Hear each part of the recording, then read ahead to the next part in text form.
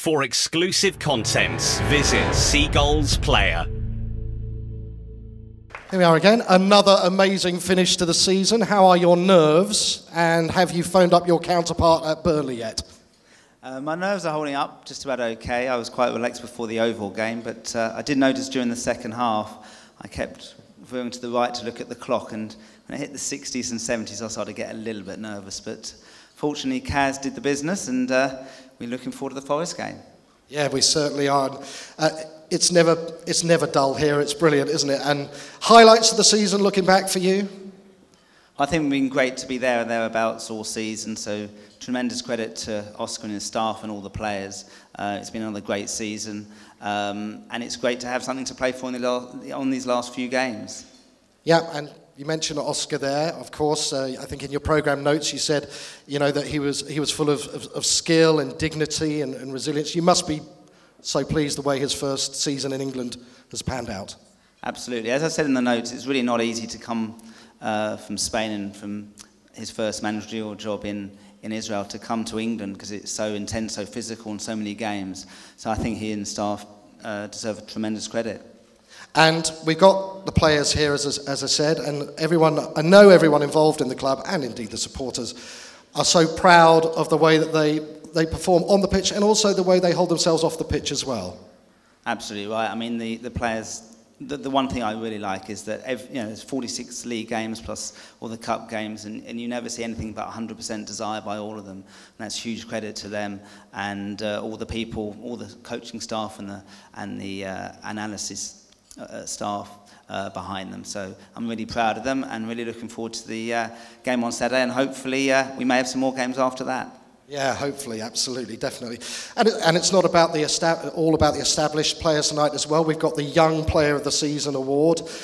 It's been a challenging time this season with injuries, and some great young players have come through, and I know that's something you're very passionate about. I think it's really important for our football club, in fact all football clubs, to bring the young players through. And this season, the likes of Rowan and Solly and Lewis and Kazenga have played quite a few games, so I think it's been really good. And with the move to the new training ground and academy, we hope to be able to keep and retain and attract some of the best young talent around, and not just in Brighton and Hove, but across the region. Yeah, and absolutely, we can't wait for that to open. And it's great to see the women's team here as well, and we'll be presenting the award for the Women's Player of the Year. Of course, that's going on leaps and bounds here at the Albion, and we had the England match here with a fantastic crowd, and on the television all around the world. What do you, as the chairman, what are your sort of short-term aims for the Brighton Hove Albion women's team? I'm really proud that the women's and the girls are coming through, and we've got high hopes to get into the Super League for next season. So congratulations to Tracy Doe and all of her team for getting us into that position. We're not there yet, but we're moving towards that, and then we'll be able to attract some of the best women to Brighton to play for us. Ian, you briefly mentioned Lancing earlier. We're almost there. The doors are almost open. How important do you think that facility will be to this club? It's going to be huge. I mean, the players have done very well over the last 15 to 20 years at Sussex University. We've tried over the years to make the facility better, but where they're going to go is a whole different ball game in terms of preparation, in terms of injury rehab, in terms of all the facilities there for the first team players. It's going to be tremendous. And obviously the academy for the young players, the facilities, and having them all under one roof is going to make a big difference in the short, medium and long term for this football club. Yeah, it's going to be amazing. And finally, I guess, Mr. Chairman, fans here, we're going to be announcing a very special Fan of the Year award a little bit later on as well. But all the Albion fans are the best in the world, aren't they? Of course they are.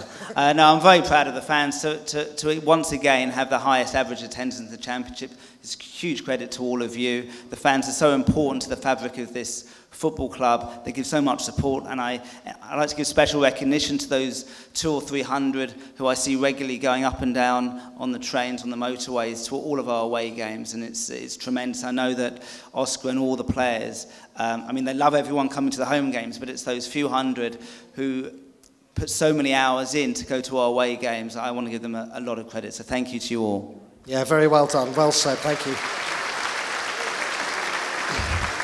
Thank you for another amazing season with Brighton Hove Albion, and thank you for coming up and telling us about it.